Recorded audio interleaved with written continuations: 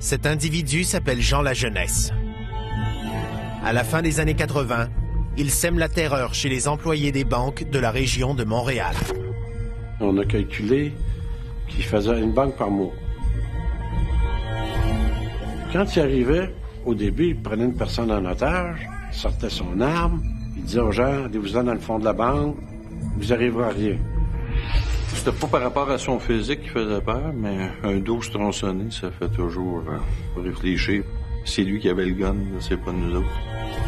C'était un être profondément délinquant qui aimait être à côté de la société, qui voulait vivre en marge de la société. Condamné à 15 ans de prison en juin 1988, Jean Lajeunesse s'évade de l'établissement Archambault quelques mois plus tard. Il n'a qu'un seul but en tête, renouer avec son métier de braqueur de banque. Et cette fois-ci, ce n'est pas seulement une arme à feu qu'il compte utiliser.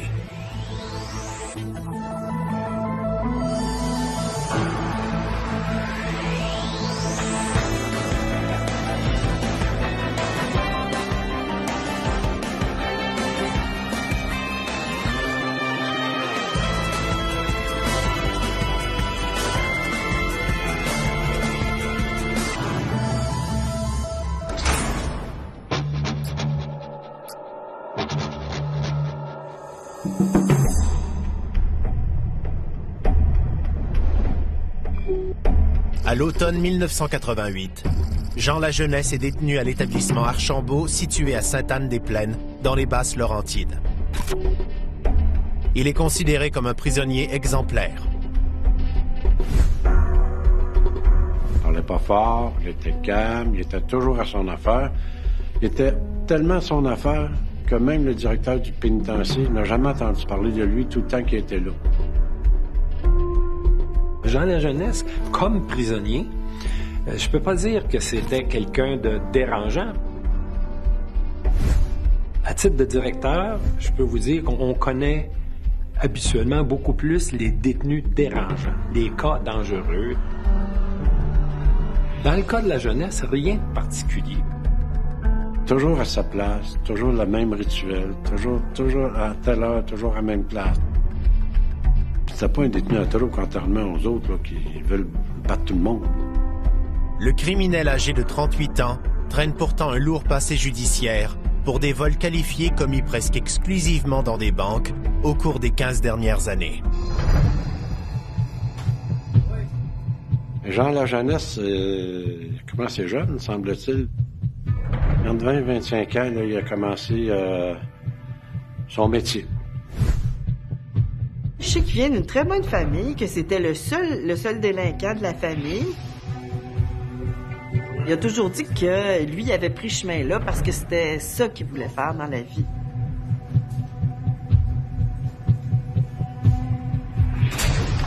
Au moment de sa détention en 1988, Jean Lajeunesse commence tout juste une sentence de 15 ans pour vol qualifié, complot et possession d'armes.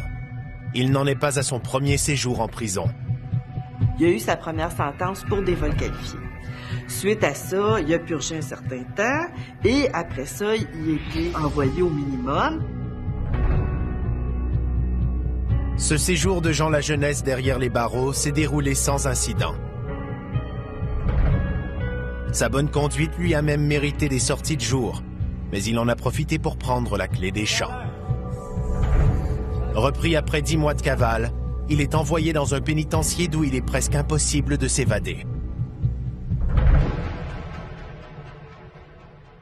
L'établissement Archambault était un établissement à niveau sécuritaire maximal. Donc, c'était, avec Donnacona, je dirais, l'établissement majeur le plus sécuritaire au Québec.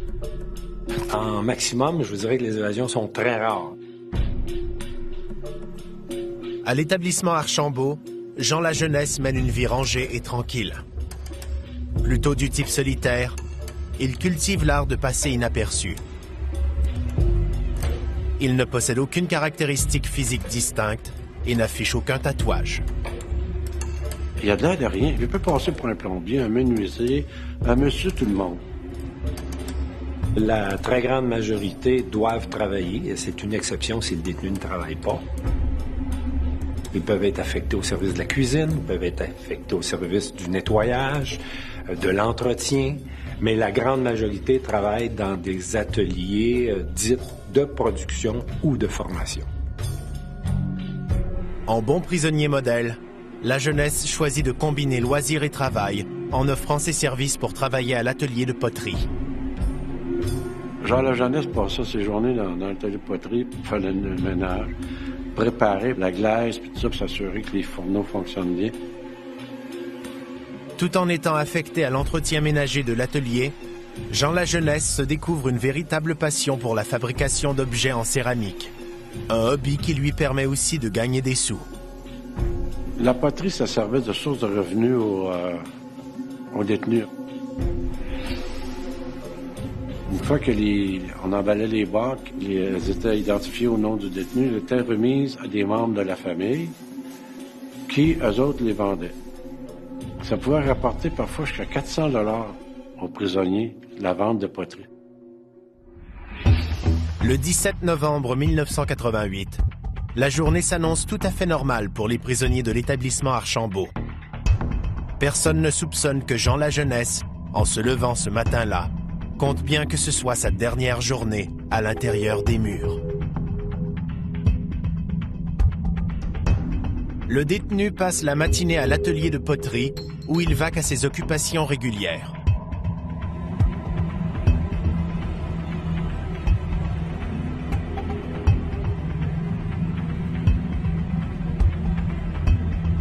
Puis, en début d'après-midi, Jean La Jeunesse se rend dans le secteur des visites où l'attend un homme prétendant être son frère. Le visiteur signifiait son désir de venir par téléphone. Et lorsqu'il s'y présentait, nécessairement il était identifié. Il était admis au secteur de la visite, qui était à cette époque-là une visite contact. Auparavant, dans des établissements à sécurité maximum, c'est comme on voit dans certains films, c'était la visite derrière une paroi vitrée. Mais l'établissement Archambault, à l'époque, était doté de visites contact dans une salle où les détenus sont assis à une table fixe.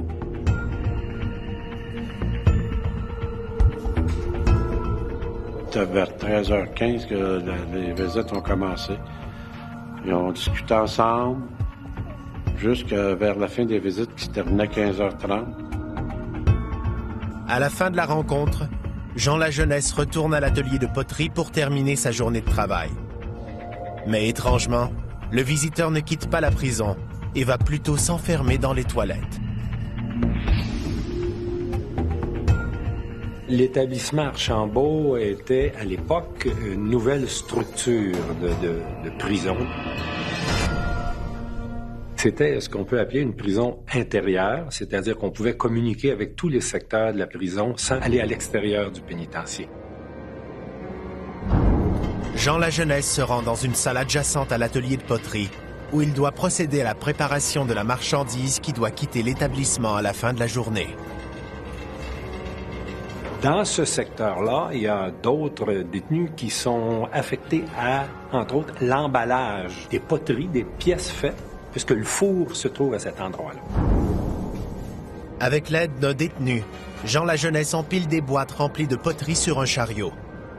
Mais ce que les gardiens affectés à l'atelier ignorent, c'est que 2 de ces boîtes sont complètement vides. Il y avait effectivement 2 boîtes qui étaient reliées ensemble. Entre ces 2 boîtes-là, on avait enlevé les parois intérieures, ce qui faisait que ça donnait l'équivalent de 2 boîtes. Mais ça paraît pas que c'est réuni ensemble. Le montage est bien fait que, à vue d'œil, tu peux pas savoir que c'est 2 boîtes séparées ou une boîte. Profitant d'un bref moment où la salle d'emballage est sans surveillance, Jean La Jeunesse se glisse à l'intérieur des 2 boîtes, que son complice referme aussitôt sur lui.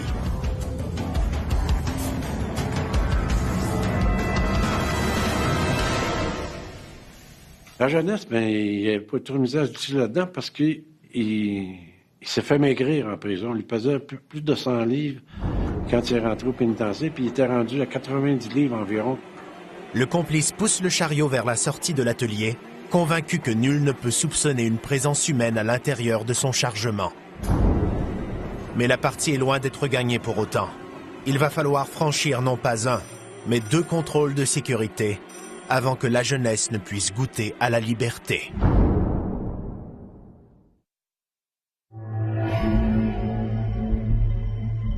Novembre 1988.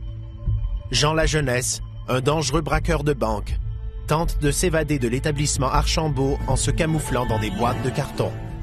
Son complice, qui transporte la livraison de poterie vers la sortie, doit maintenant franchir 2 contrôles de sécurité.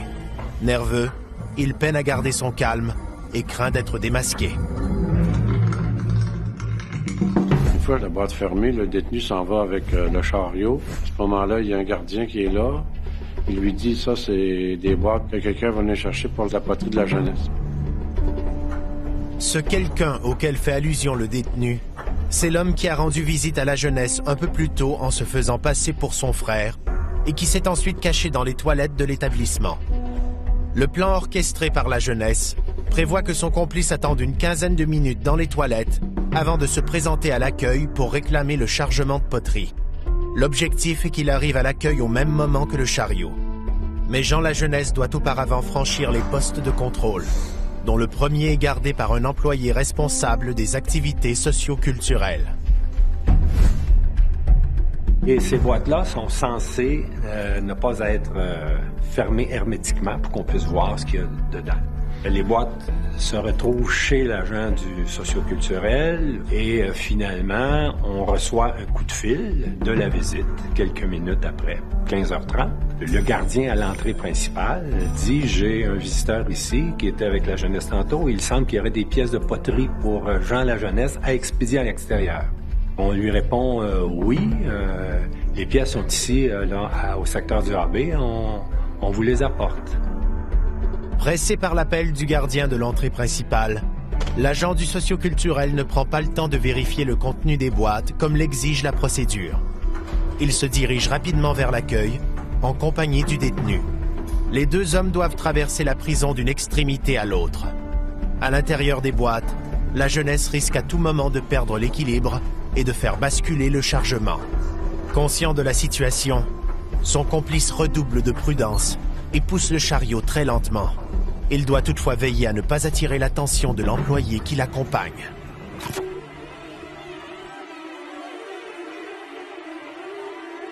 Il y a des contrôles sécuritaires, des portes métallisées, gardiens armés dans les contrôles qui ouvrent les portes seulement si le détenu a une passe ou s'il est accompagné d'un fonctionnaire. Le chargement et son passager clandestin atteignent la salle des visites sans éveiller les soupçons. Arrivé à cet endroit, le détenu doit laisser le chariot à l'agent socio-culturel et rebrousser chemin. L'employé se rend jusqu'au comptoir d'accueil, où l'attend le faux frère de Jean Lajeunesse. À l'intérieur des boîtes, la jeunesse se croise les doigts. Il sait que le gardien en poste à l'accueil doit effectuer un 2e contrôle du contenu des boîtes. Mais il compte sur le fait que le quart de travail des employés se termine dans quelques minutes et qu'ils sont souvent pressés de quitter.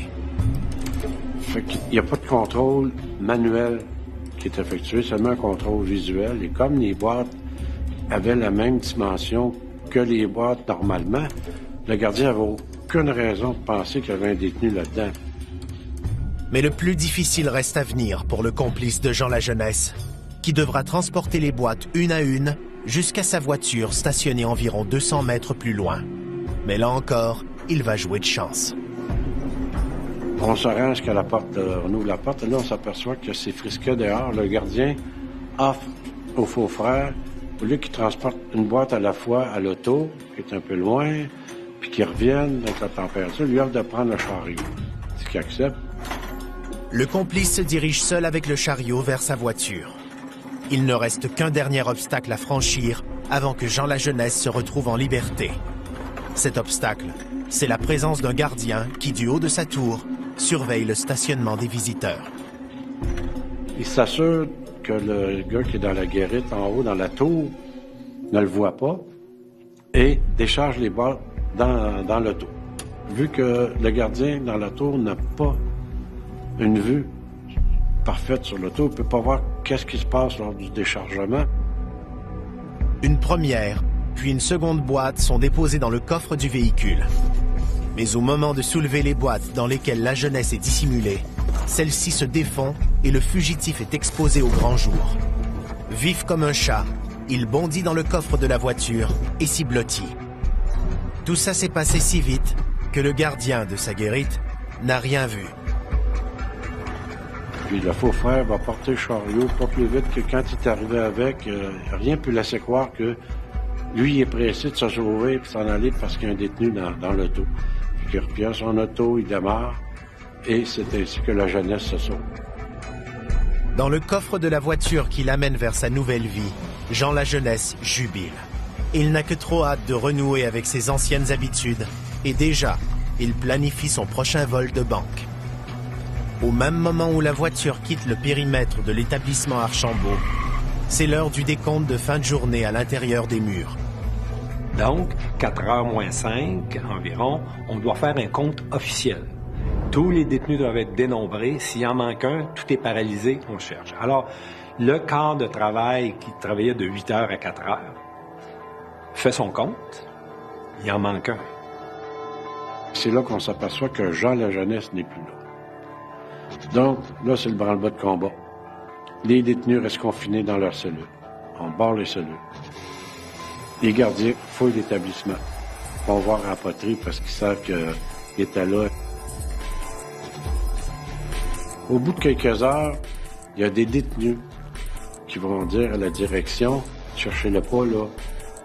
Il est parti, la jeunesse. Et là, j'ai une information qui dit, est-ce que vous avez toujours vos caméras sur la sortie des visites en fin d'après-midi? Oui. Analysez vos bandes. On se dépêche à regarder les bandes. Et ce que l'on découvre, on découvre le fameux chariot. On voit le visiteur s'en aller avec le chariot. Les autorités de la prison convoquent immédiatement les 2 employés impliqués. Ceux-ci reconnaissent ne pas avoir respecté la procédure à la lettre. À ce moment-là, on se dit, bon, avec le témoignage des 2 employés, la jeunesse était certainement dans la boîte. Une autre séquence vidéo, captée par la caméra de surveillance située dans la salle des visites, va permettre à la direction de la prison de conclure qu'ils ont un fugitif en cavale. La jeunesse, pour se rendre au secteur de visite, n'a pas allé à l'extérieur. Et pourtant, on le voit en caméra, l'effet que pendant qu'il y a la visite, il porte un certain nombre, je vous dirais, de chandails. Il savait sans doute qu'il risquait d'être, je sais pas, à l'extérieur pendant une période donnée, au moment où il faisait froid. Immédiatement, les autorités avisent tous les corps policiers du Québec qu'un détenu du nom de Jean la jeunesse vient de prendre la clé des champs. Au quartier général de la police de Montréal, le directeur des crimes contre la personne reçoit cette information avec beaucoup d'appréhension. À la fin des années 70, début 80, Montréal était malheureusement la capitale des vols à main armée dans les institutions financières, avec plus de 900 vols qualifiés par année. André Tessier connaît très bien le criminel recherché, puisqu'il l'a traqué pendant sa première cavale, il y a à peine 2 ans. Une première évasion au cours de laquelle Jean la jeunesse a commis de nombreux vols qualifiés. Les voleurs de banque récidivent tout le temps. Les braqueurs de banque, ce sont des individus armés, donc potentiellement dangereux. Ce qui inquiète particulièrement le policier à ce moment-là, c'est que par le passé, le fugitif n'a pas hésité à prendre en otage des employés de banque pour arriver à ses fins. Quand son évasion était connue, c'est sûr que tous les corps policiers sont devenus sur le qui-vive parce qu'ils savent que la jeunesse, c'est un gars qui n'annonce pas ses vols d'avance. Donc, ils se retrouvent toujours devant le néant. Comment ça va se dérouler? Qu'est-ce qui va se passer? Cette fois-là, est-ce qu'il va y avoir mort d'homme ou enlèvement, séquestration? Toutes les hypothèses sont envisagées.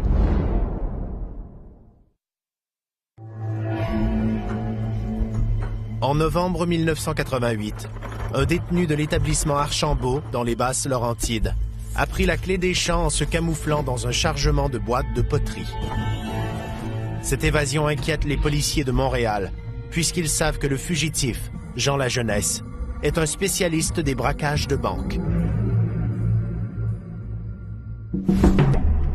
Le service de police s'est intéressé à Jean la jeunesse dès le début de son âge adulte. Personnellement, c'est durant l'année 1986, suite à sa première évasion, nous l'avons soupçonné d'une série de vols qualifiés dans les institutions bancaires. Pendant cette première évasion, qui a duré 10 mois, Jean Lajeunesse s'est fait remarquer en commettant pas moins de 5 vols qualifiés dans des succursales bancaires. Les policiers se souviennent particulièrement de celui survenu le 18 mars 1987 dans le quartier Hochelaga Maisonneuve, un braquage marqué par une prise d'otage.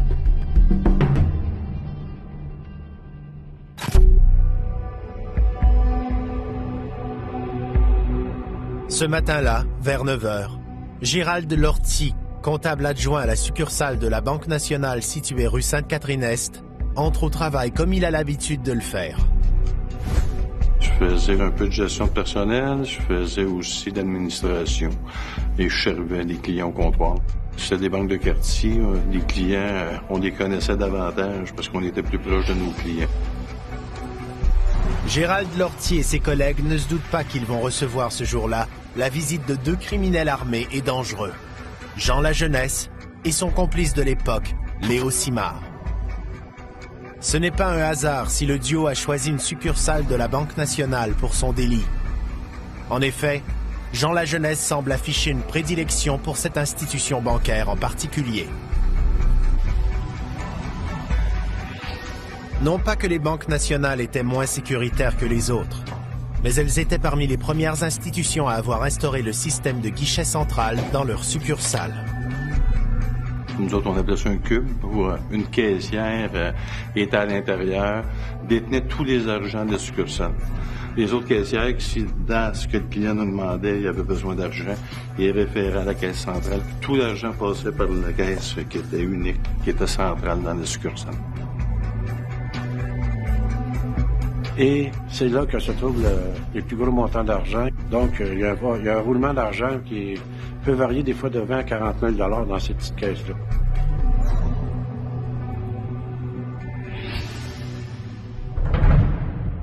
C'était un mercredi, aux alentours de 12h30, 1h. Je suis seul à mon bureau, puis je suis effectivement en train d'écrire, mais il y a peu de bruit dans la succursale parce qu'il n'y a pratiquement pas de clients. Fait que je me préoccupe pas de ce qui se passe dans la succursale. À quelques dizaines de mètres de là, sur la rue Sainte-Catherine-Est, les 2 braqueurs se préparent à prendre la succursale d'assaut. Lajeunesse est armé d'une carabine tronçonnée de calibre 12. Fidèles à leurs habitudes, les 2 braqueurs se dirigent d'un pas décidé vers la banque.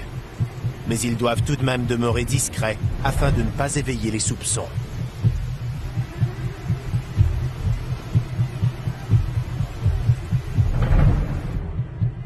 Les 2 voleurs entrent en silence dans l'établissement.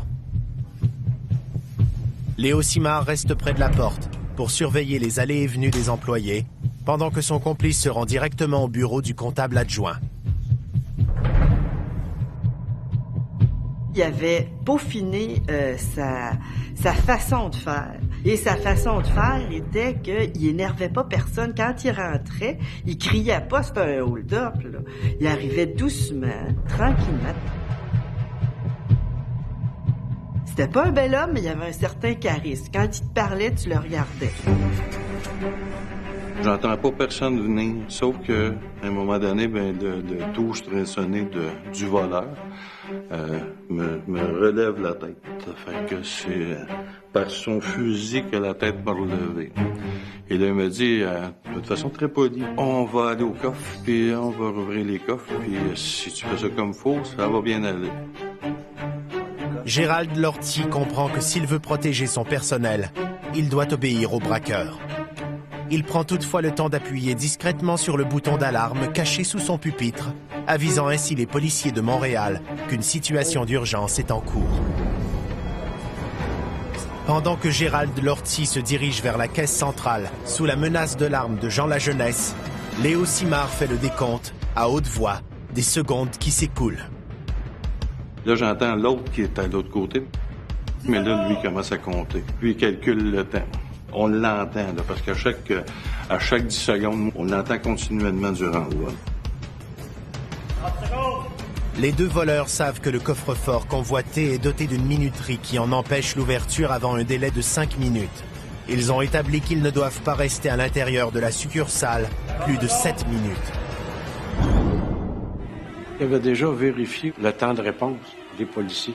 Tout dépendant, évidemment, de l'endroit, parce que c'est bien relatif, c'est le temps de réponse. Tu peux avoir une patrouille de police qui est à 2 coins de rue de la banque. On peut en avoir une qui est à 15 ou 20 coins de rue de la banque. Mais il avait jugé qu'à l'heure où il faisait le crime, que 5 minutes, ça couvrait tout, même si quelqu'un déclenchait le système d'alarme.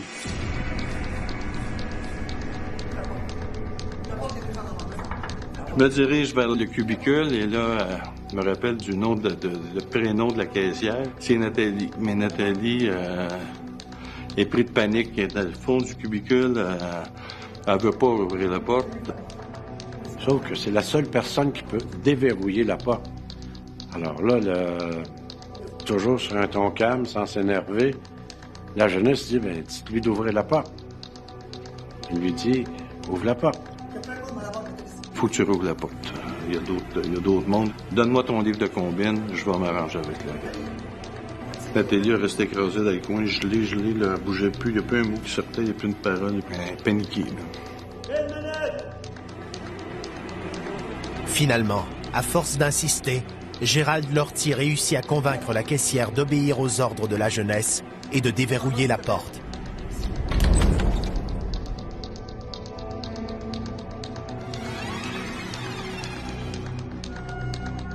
Fait qu'il dit, celui-là, je sais que ça prend 5 minutes.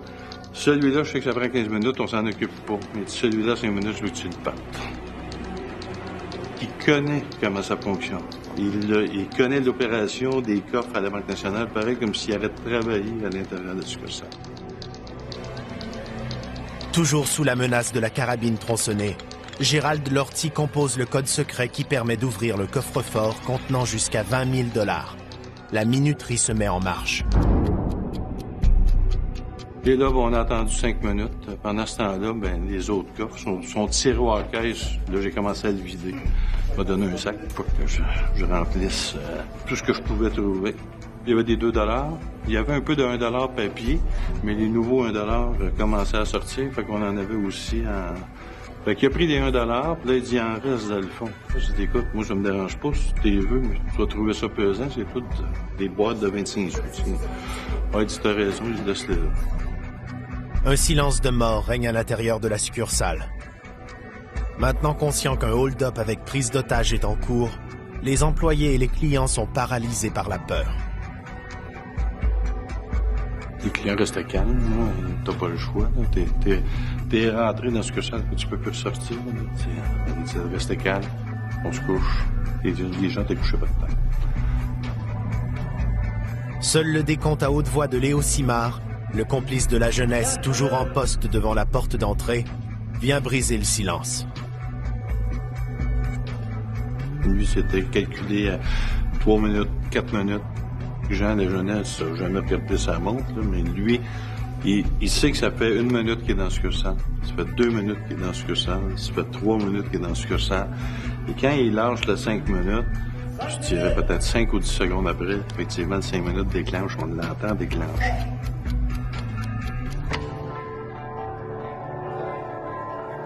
Gérald Lortie ouvre le coffre-fort qui contient surtout des billets de 50 et de 100 $. Jean Lajeunesse lui ordonne de tout jeter dans le sac, ce qu'il fait immédiatement. Moi, ce que je veux, c'est lui donner de l'argent, puis ce qui me passe par la tête, c'est qu'il sorte le plus rapidement possible, puis qu'il y ait de l'argent qu'il veut, puis que tout le monde soit en vie par la suite, en espérant qu'il arrive rien de grave. Par expérience, les deux bandits savent que les patrouilleurs appelés sur les lieux d'un vol pénètrent rarement à l'intérieur de l'établissement, pendant que le hold-up est en cours.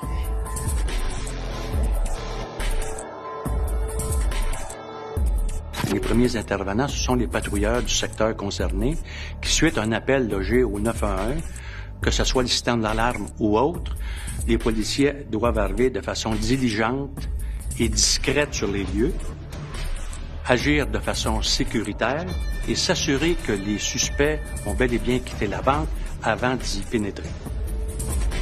Mais les voleurs jouent de chance. Aucun patrouilleur ne s'est encore pointé au moment où Gérald Lortie finit de vider le coffre-fort. Les policiers avaient mis plusieurs mois avant de retrouver Jean Lajeunesse et de mettre un terme à sa première cavale. Et quand il avait ensuite été condamné à purger 15 ans d'emprisonnement, il croyait bien être débarrassé de lui pour un bon moment. Mais au lendemain de sa deuxième évasion, en novembre 1988, tout était à recommencer. Il savait que cette fois, la jeunesse ne ferait pas de quartier. Novembre 1988. Jean Lajeunesse, un spécialiste des vols qualifiés dans les succursales bancaires, a réussi à s'évader de l'établissement Archambault en se dissimulant dans un chargement de boîtes de poterie. À peine a-t-il recouvré sa liberté qu'il planifie déjà son prochain braquage. La prison était rendue très, très pénible. Il disait tout le temps, je veux pas retourner en prison. Mais Jean Lajeunesse, il n'y en avait pas de limite. Puis il n'y avait pas de vue au futur. Les criminels qui réussissent sans se faire prendre pendant une longue période de temps prennent de l'assurance et se sentent invincibles. Ce sentiment d'invulnérabilité va amener Jean Lajeunesse à se montrer encore plus audacieux. En plus de se procurer une nouvelle arme à feu, il fait l'acquisition de quelques grenades dont il compte bien se servir lors de ses prochains braquages.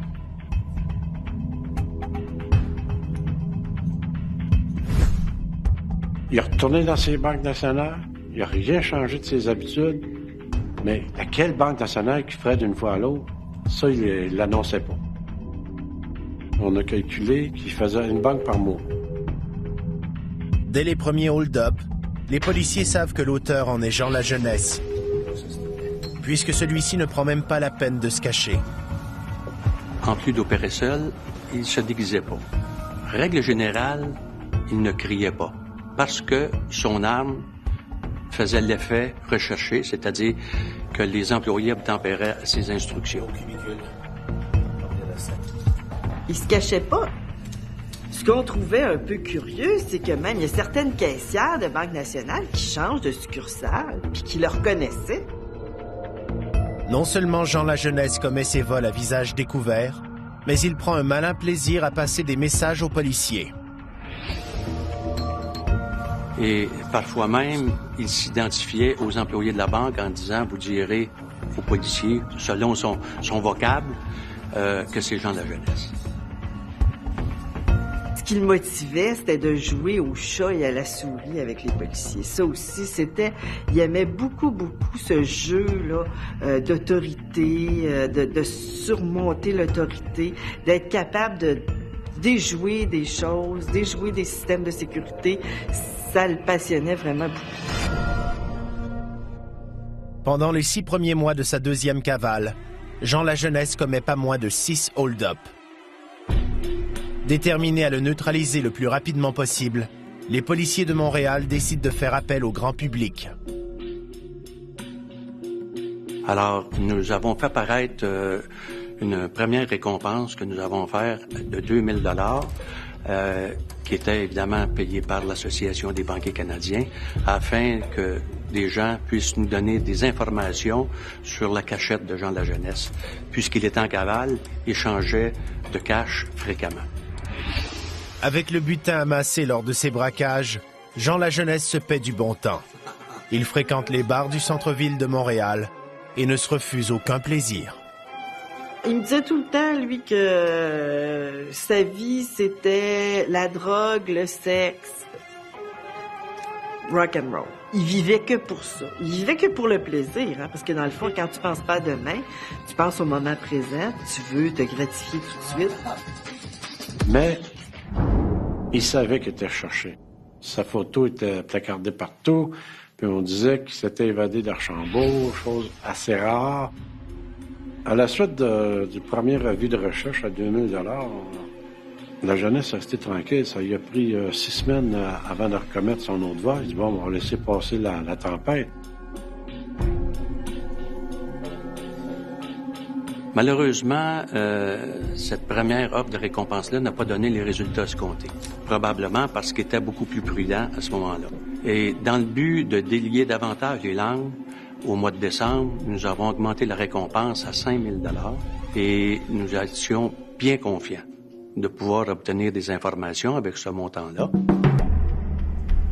Au moment où l'avis de récompense de 5 000 $ est publié dans les journaux de la métropole, soit le 9 décembre 1989, Jean Lajeunesse est en cavale depuis un peu plus d'1 an. Il a commis à ce jour 13 vols qualifiés dans des succursales de la Banque nationale de la grande région de Montréal. À l'époque, on parle de 88-89, là, les banques n'aimaient pas la publicité, donc ça prenait du temps avant que les récompenses sortent. Mais quand on envoyait une, on était surpris. On disait, oups, ils veulent l'avoir, celle-là. Là. Quand on affiche dans les journaux, les suspects, ils savent qu'on sait, puis qu'on les vise, puis qu'on les taraude. Lui, là, c'est de me narguer dans le sens que, bon, ils m'ont identifié, ils me recherchent, ils vont me poigner, là. Les enquêteurs patrouillaient dans des chars banalisés, dans les secteurs des banques. Les gars avaient leurs 12, leur veste par balle. Ça se promenait, ils guettaient une banque, un autre groupe guettait une autre banque. Si quelqu'un surveillait une banque nationale, il n'était pas pour se fermer les yeux en voyant passer Jean Lajeunesse pour aller le chercher. Se sachant traqué, le fugitif décide de changer sa façon de faire. Il cherche à commettre le grand coup, celui qui lui fournira de quoi vivre pendant de longs mois et qui lui permettra de prendre sa retraite en tant que braqueur de banque. Il savait que nous le recherchions via les médias, alors il n'y avait plus rien à perdre. Et après 2 évasions réussies, après plusieurs vols qualifiés sans arrestation, il se sentait sûr de lui.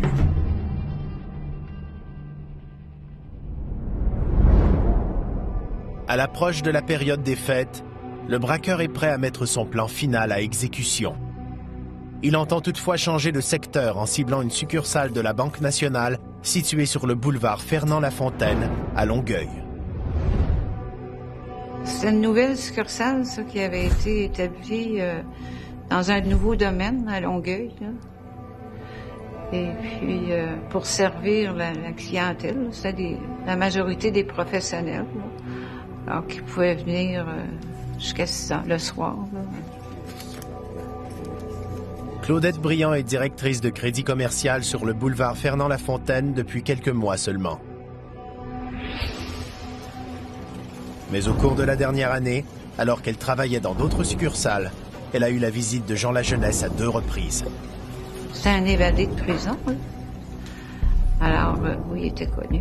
Son nom était sur toutes les lèvres. Tout le monde savait qui était Jean Lajeunesse. Le 28 décembre 1989, autour de 14h50, Jean Lajeunesse pénètre à l'intérieur de la succursale du boulevard Fernand-Lafontaine. Cette fois-ci, il n'a pas l'intention de se contenter du contenu du coffre-fort qui requiert seulement 5 minutes d'attente. Il est arrivé avec un sac de sport, puis il l'a laissé près de la porte d'entrée.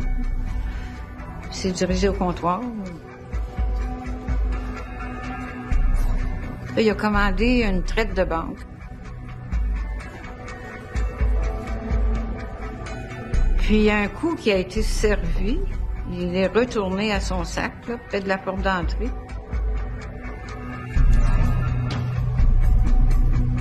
Il s'est penché sur son sac. Mais pendant ce temps-là, l'employé qui l'a servi est venu me voir, puis elle m'a dit, ben c'est Jean Lajeunesse qui est dans la succursale. Claudette Briand appelle son adjoint, qui se trouve dans un bureau à l'arrière, pour lui demander d'avertir les policiers de la présence de Jean Lajeunesse. L'adjoint s'exécute immédiatement. Les autres membres du personnel ignorent tous qu'une épée de Damoclès est suspendue au-dessus de leur tête. Mais là, le directeur de la succursale, lui, est allé le voir. Il a mis la main sur l'épaule pendant qu'il était penché. Puis il a demandé s'il pouvait l'aider. Jean Lajeunesse répond au directeur en sortant un revolver de son sac, ainsi qu'une grenade, une arme qu'il n'a jamais utilisée à ce jour. Mais il y a toujours une première fois. Le 27 décembre 1989, un dangereux criminel en cavale s'est introduit dans une succursale de la Banque nationale sur le boulevard Fernand-Lafontaine, à Longueuil. Jean Lajeunesse est un spécialiste des vols qualifiés. Il en compte plus d'une trentaine à son actif. Armé d'un revolver et d'une grenade, il a pris le directeur de la succursale en otage.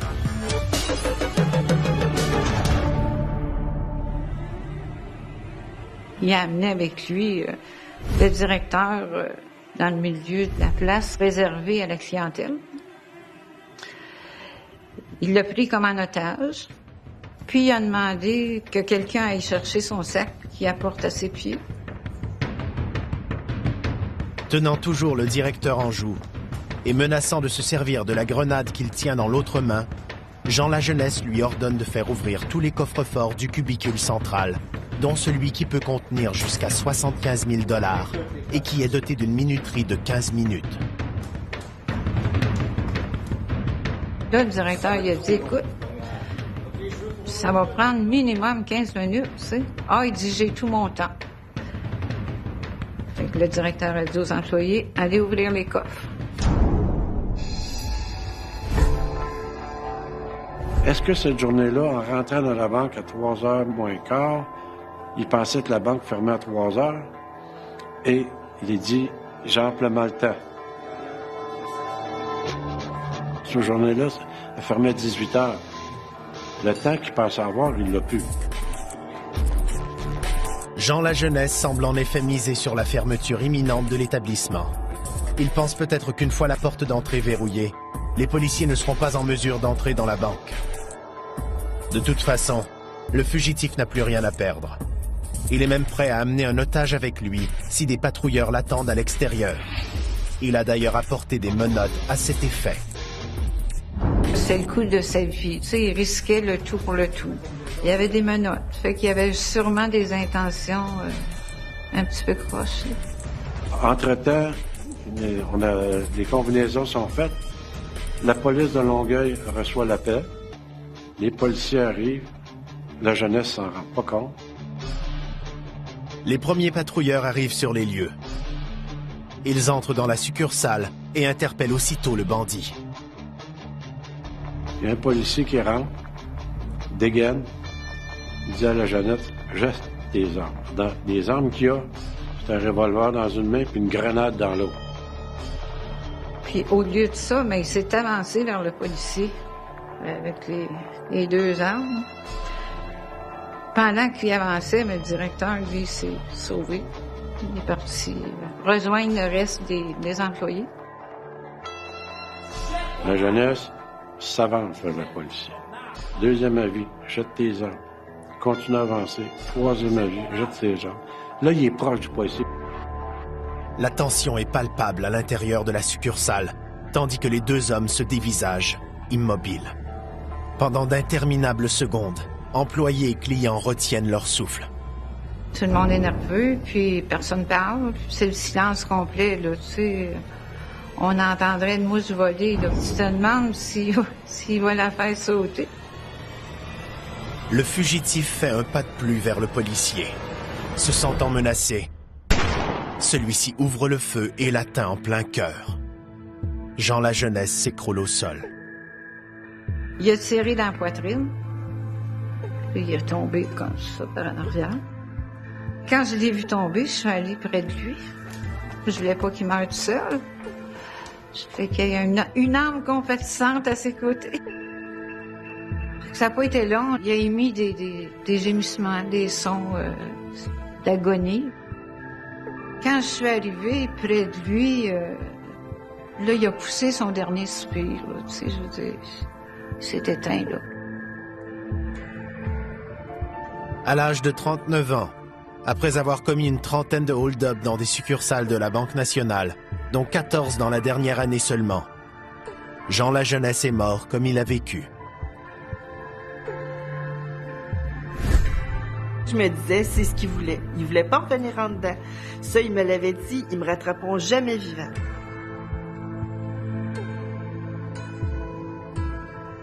Il a couru devant son destin, dans le fond, là, parce que si c'était rendu, il serait pas mort, là. En fait, il est mort avec le métier qu'il aimait mieux faire. Voleur de banque un jour, voleur de banque toujours.